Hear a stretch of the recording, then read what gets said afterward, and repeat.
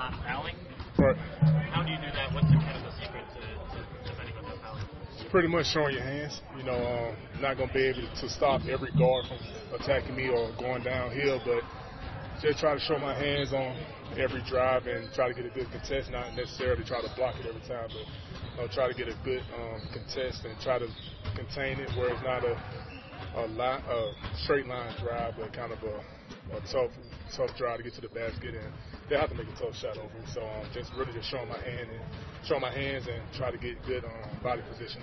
Is that a change for you? Because like early in your career as Jazz, you fouled a ton. Right. What changed you guys?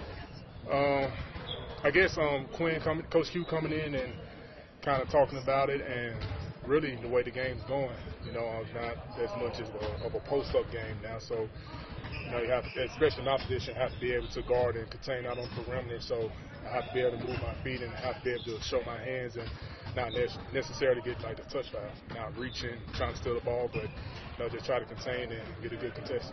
We have to forget about that game. You know, that was a preseason game.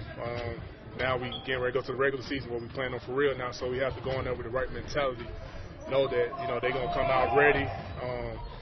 They home opener, so they're gonna come out with a lot of energy. So we just have to be mentally strong, withstand that first quarter, and just stick to our principles. Make sure we're solid defensively. Make sure we run through our sets offensively, and just play good basketball. Share the ball, play the way that we play. You talked about the need to throw away the last preseason game and realize it's great. How difficult is that to flip that switch just given what happened? You know, like how do you get into that mentality of that doesn't matter, it's different this time around? You got to realize that it was a preseason game. You know, I don't know what they had going on over there, but preseason guys are still trying to find their rhythm. Guys are still trying to connect with the team. So, going into the season, we got to get a good start off right. Got to throw that game away and get ready for the real thing. So, we just got to be prepared and ready. Going into this year, you guys been here, a long time together. How is he looking going into this season? He looks like AB before the injury. That's what I say. He's been explosive, back to his scoring ways. He's been passing the ball a lot better. He's been more focused. Like I said, I think he's back to the way he was playing before he got hurt, and I'm happy for him. I think he's gonna have a big year for us. Good. All right, thank you. Appreciate it. I could, worked out, just had the fun, just got to work on my game a lot instead of working on my body. How are you feeling though? Just with your role and everything. How are you feeling? I'm just ready. Ready for whatever happens. I've been ready at a good summer, and I'm just comfortable in my abilities. I know I can do, and I'm gonna prove it. How would you compare this team to where you are now compared to you were this time last year? Different, because everybody didn't know what Donovan was capable of at that time last year, and everybody knows now. So I think that's the biggest factor, and we didn't have Jay either. So I think that those two factors play a lot of role. And I asked that because last year there was a lot of newness, yeah, but it was the same cast of characters. Yeah, has the familiarity helped you guys feel more comfortable and maybe get ahead of where you were last year? I think so. Just bringing everybody back, basically, I think helps with our camaraderie on it, and it shows on the court and off the court. There's a bunch of aspects of the game that seem to help you.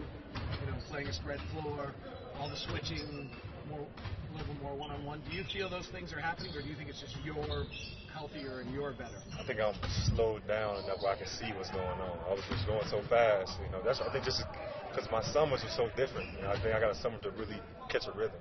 I think that's showing. What did you talk to Dante about that? I ain't gonna comment on that. I'm gonna leave that to him. In all the time you've had to be out and be back on, what have you learned most about the NBA game in that time? What do you expect out of yourself? I just expect competent player. Know his role, gonna do his role, try to help the team. What I've seen, just a team that's grown. When I first hurt my ankle, it was a totally different team than it is now. And that's just testament to coach and the players we got and the GM to bring these type of players around. How's Raul been as far as getting up shots for him as well? Neto, Ricky, he's been helping a lot. I shoot with Ricky because we got the same development coach, so he's been around just helping us all out. Trying to show us little things that he knows. When you're driving to the rim side, are you just focused 100% on finishing, or do you want to try to get fouls? I'm just trying to react. I think before I was just trying to dunk it on everybody. I think that's what got me hurt. Now I'm just trying to read. If I got to finish, I'm going to finish. If I got to pass, I got to pass. I can get fouled, I get fouled. Just what happens, I don't know what's going to happen beforehand. So. think you've taken more kind of off the bounce threes when they've gone under on the pick. Is that you slowing down and seeing it, or is that a conscious effort to take more threes? Definitely slowing down, seeing it, and my man Watt been working on me every day about it. But I ain't going 100 miles an hour. I can read. It's beautiful what you can read when you ain't going so fast.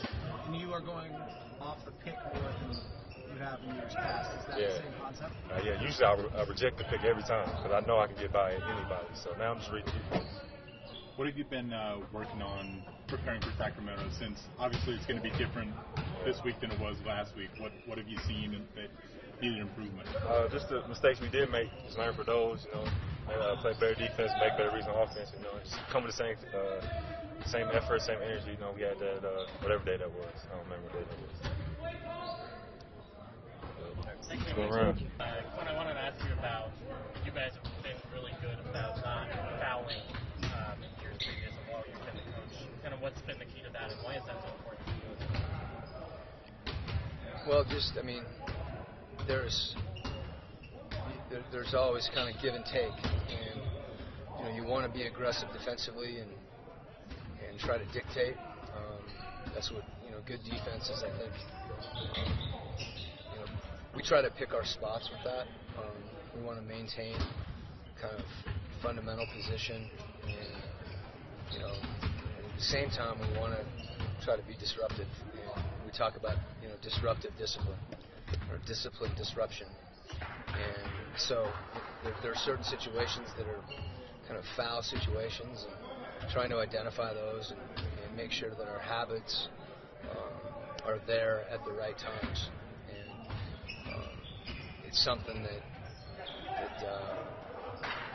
you take certain things from different programs and different coaches, and it's something we believe in, and we continue to try to find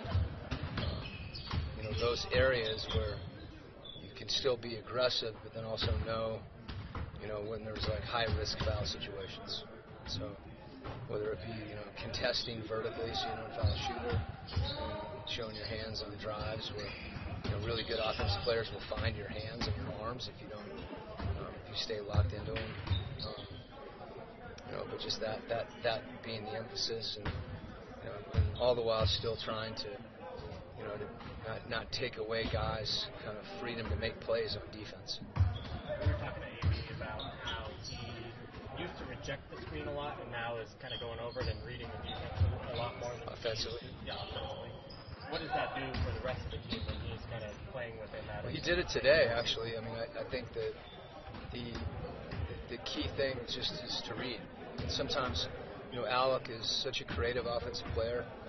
He's got great quickness, handles the ball well. So there's times when he may not need a screen, and we want him to take advantage of those opportunities. But also, his ability to read and set up and put himself in higher percentage situations. I think more than anything, it's helped his passing, because he finds himself with slightly different spacing at times. And Alec's a really good passer, and so it's just his kind of progression and evolution as a player.